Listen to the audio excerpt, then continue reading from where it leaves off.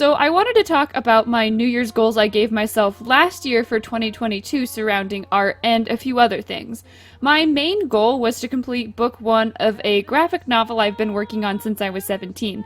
It's called Saltwater and Taffy, and it's about pirates, if you're into that kind of thing, because I am. I actually started off the year pretty strong, and I got about 4 chapters in when I decided I actually hated the very barren art style I was drawing with, and I ditched the chapters I was working on. Normally, I don't just abandon art I have been working on, especially not when it's for a big project, but I was really growing to hate the project as a whole, and I stopped around February. A little later though, Webtoon announced its call to action contest, and I unpacked Saltwater and Taffy to use for the contest.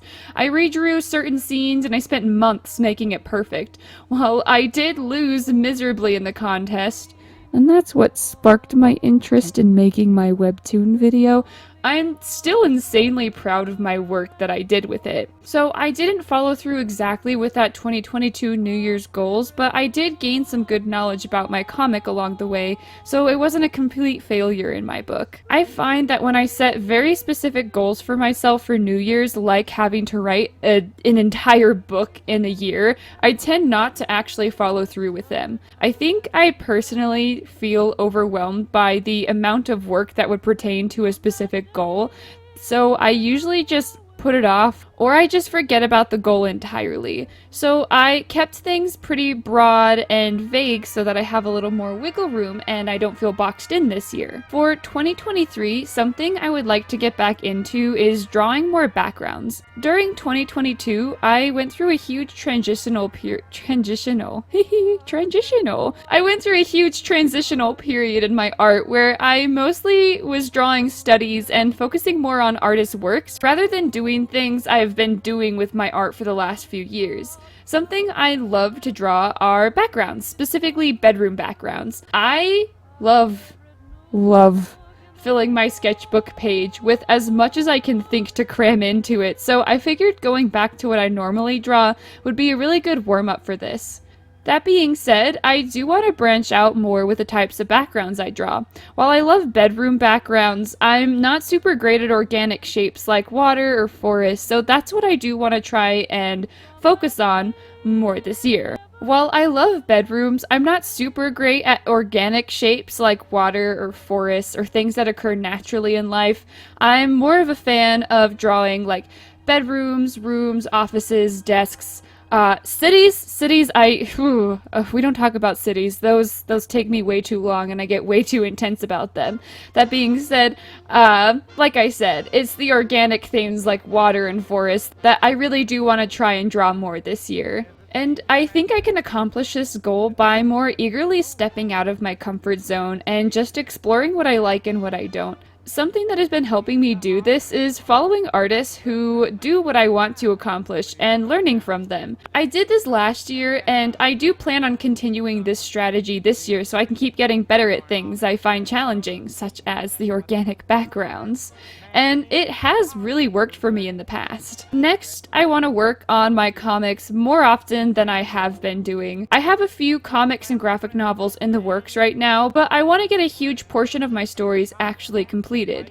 In 2021, I finished my very first graphic novel, Vinegar, but I was so burnt out from it that I spent most of 2022 recuperating and taking time for myself, and I put my comics on the back burner. This year, I am absolutely done with that. I have 2 specific projects I do want to complete, or at the very least, come close to completing.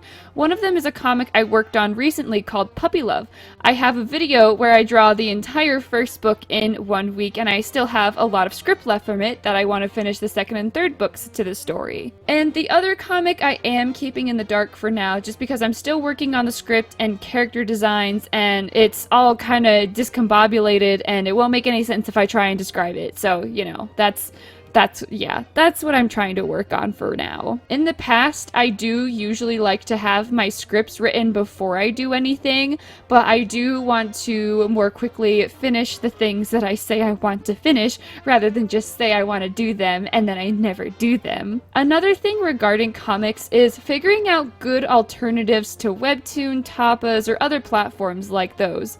It's something I've been thinking about for months now. I want to start experimenting with where I put my comics and helping other artists do the same. I have a few ideas I'm working on, like posting comics to social media sites, at-home printing, and even making a website to host my comics. It's a huge, broad statement when my goal is just the word comics, but it helps me keep an open mind throughout the year and think outside of the box for solutions for problems my community has. I am eager to work on this goal since it is something so close to my heart. I used to love comics and graphic novels when I was growing up, and I still do, and I want to share the things I love with as many people as possible. I hope to accomplish this goal by setting time to specifically work on my stories rather than just fitting them into my schedule for the end of the day. What I've been doing in the past is going about my day, doing my work, and coming home, and then if I have time or if I have energy, that's usually when I slip in my work for my comics. But I want to put more effort into the time I schedule for my comics and just have like a huge chunk of time set aside throughout the week or throughout the day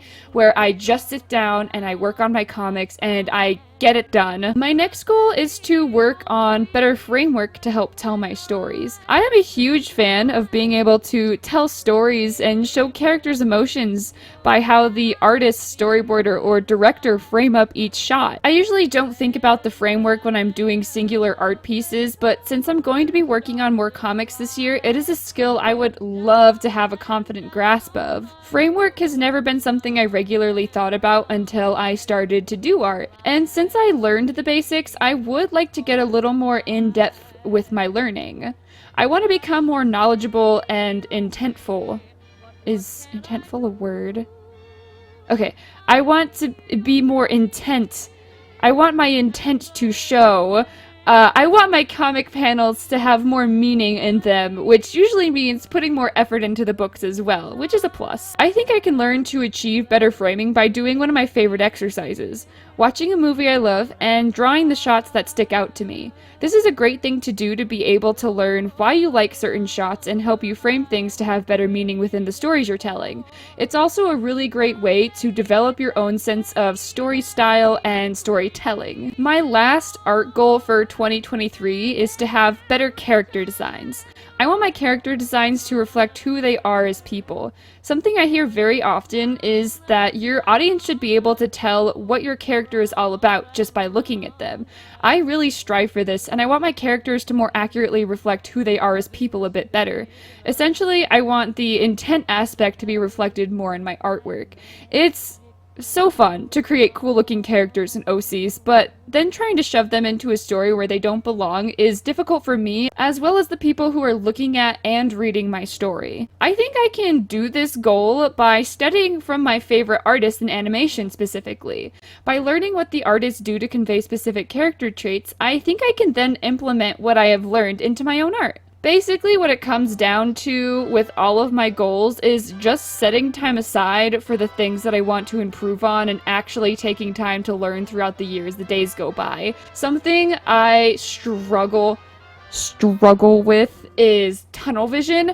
I get insane tunnel vision to the point where, like, I literally don't go to the bathroom or I don't get up and I eat food or drink water or do anything until I have specific things done. And we're not going to do that this year. I am allowed to go to the bathroom, so I can't. Oh my gosh, it's so bad.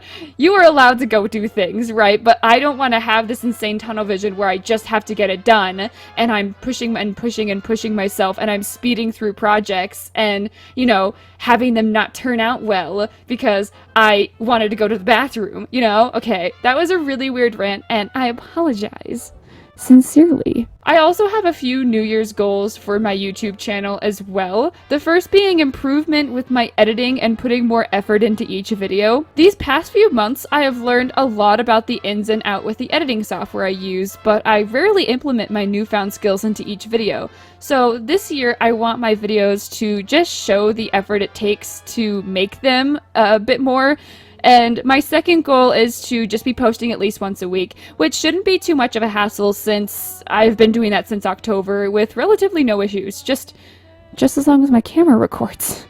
And those are my New Year's goals this year. I'm talking like a news reporter. I think they're all pretty manageable and easy to do. Let me know down in the comments what your New Year's goals are and how you will accomplish them. And if you want to stick around and see if I finish my goals, you can subscribe and come back again. Happy New Year, guys. I will see you in the next one.